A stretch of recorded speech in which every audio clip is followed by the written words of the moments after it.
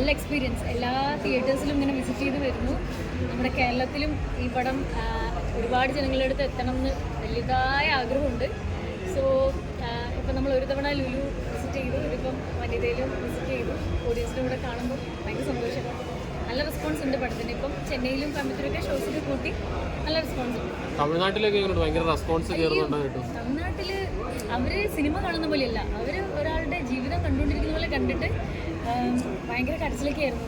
നമ്മുടെ അടുത്ത് വന്ന് കരഞ്ഞ് ശരിക്കും ആ വീഡിയോസ് വരുമ്പോൾ നിങ്ങൾക്ക് അറിയാം, കരഞ്ഞ് സംസാരിക്കുക.